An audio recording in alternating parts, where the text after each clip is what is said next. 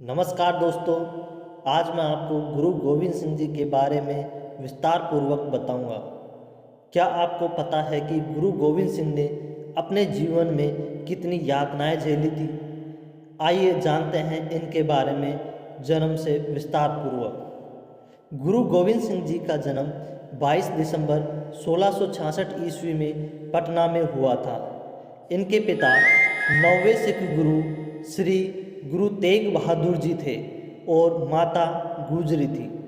पटना में जिस घर में इनका जन्म हुआ था वहाँ वे मात्र 4 वर्ष ही बिताए थे उन्होंने।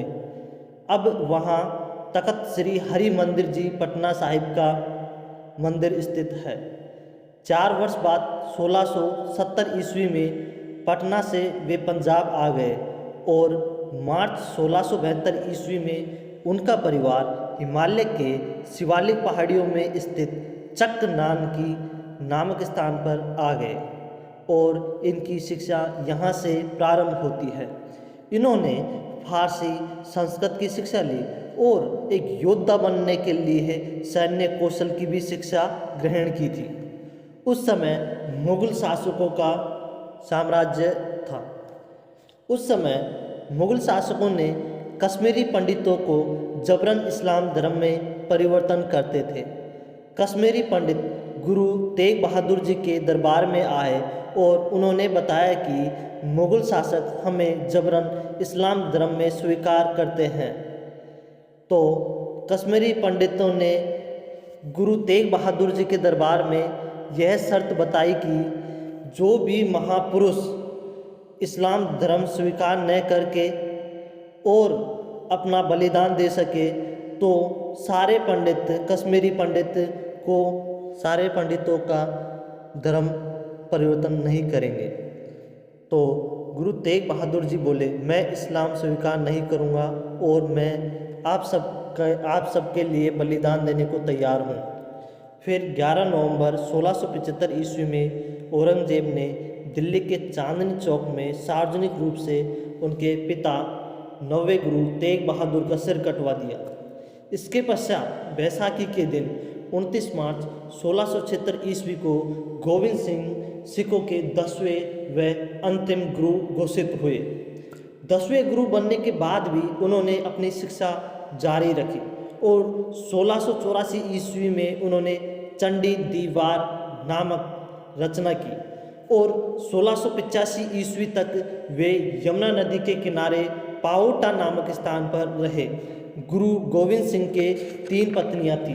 पहली पत्नी के 3 संतान थी जिनका नाम जोरावर सिंह, जुझार सिंह और फतेह सिंह था।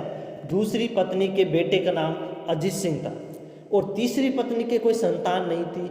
फिर भी वह सिख संप्रदाय में काफ़ी प्रभावशाली रही थी।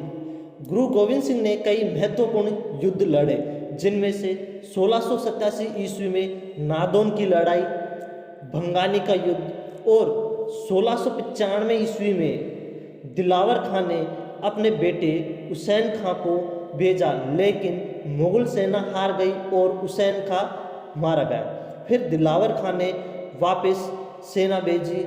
वो सेना जसवाल के गज सिंह से हार गई और औरंगजेब के लिए यह जगह नासूर बनती चली गई। गुरु गोविंद सिंह ने इस समय खालसा पंथ की शुरुआत की जो कि सिख धर्म के विधिवत दीक्षा प्राप्त अनुयायियों का एक सामूहिक रूप था।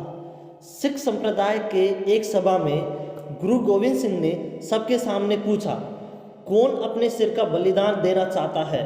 उसी समय एक सेवक ने इस बात के लिए राजी हो गया और गुरु गोविंद सिंह जी अपने तंबू में ले गए और कुछ देर बाद वापस लौटे तो उनकी तलवार खून से रंगी हुई थी। गुरुजी ने दोबारा वही सवाल पूछा और उसी प्रकार एक व्यक्ति और राजी हो गया और गुरु के साथ तंबू में चला गया। थोड़ी देर बाद गुरु गोविंद सिंह बाहर निकले तो उनकी तलवार खून से रंगी हुई थी। इसी प्रकार गुरु गोविंद सिंह के साथ 5वां सेवक भी तंबू में चला गया। थोड़ी देर बाद गुरु गोविंद सिंह 500 व्यक्तियों के साथ तंबू से बाहर आता है और उन्हें जीवित देखते हैं समाज के वहाँ खड़े लोग और ये 5 को गुरु गोविंद सिंह ने पंज प्यारे या पहले खालसा नाम दिया था। उसके बाद गुरु गोविंद सिंह राय से गुरु गोविंद सिंह कहलाने लगे। उन्होंने 5 कहकारों का महत्व समझाया। पहला केस, दूसरा कंगा, तीसरा कड़ा, चौथा कृपान, पांचवा कच्चा। और मुगल शासकों ने इस समय गुरु गोविंद सिंह के दोनों बेटों को दीवारों में चुनवा दिया था। जब यह बात गुरुजी को पता चली तो उन्होंने औरंगजेब को एक जफरनामा लिखा, जिसमें लिखा था कि तेरा साम्राज्य नष्ट करने के लिए खालसा पंथ तैयार हो गया है। और 8 मई 1705 ईस्वी में मुक्तसर नामक स्थान पर मुगलों से भयानक युद्ध हुआ, जिसमें गुरुजी की जीत हुई। औरंगजेब की मृत्यु के बाद बहादुर शाह को बादशाह बनाने में गुरु गोविंद सिंह ने सहायता प्रदान की थी। गुरुजी व बहादुर शाह के संबंध अत्यंत मधुर थे और इस संबंध से कुछ न होकर सरहद के नवाब वजीद खां घबरा गए। उसने 2 पठानों को गुरु के पीछे लगा दिया। इन दोनों पठानों ने गुरुजी पर धोखे से वार किया, जिससे 7 अक्टूबर 1708 ईस्वी में मात्र 42 वर्ष में गुरुजी दिव्य ज्योति में लीन हो गए। गुरु गोविंद सिंह 10वें गुरु के साथ साथ एक महान योद्धा, कवि, भक्त, आध्यात्मिक नेता, मौलिक चिंतक थे। ये संस्कृत, ब्रजभाषा, फारसी, कई भाषाओं के ज्ञाता भी थे। गुरु गोविंद सिंह ने अपना सारा परिवार समाज के प्रति सौंप दिया था। गुरु गोविंद सिंह जी के जन्म के उपलक्ष्य में हम गुरु गोविंद सिंह जयंती मनाते हैं, जो कि सिख संप्रदाय के लिए महत्वपूर्ण होता है। प्लीज़ हमारे चैनल को ज़रूर सब्सक्राइब कर देना। प्लीज़ ज़रूर सब्सक्राइब कर देना। आपके एक सब्सक्राइब से हमें बहुत मोटिवेशन मिलता है, इसलिए प्लीज़ हमारे चैनल को ज़रूर सब्सक्राइब कर देना।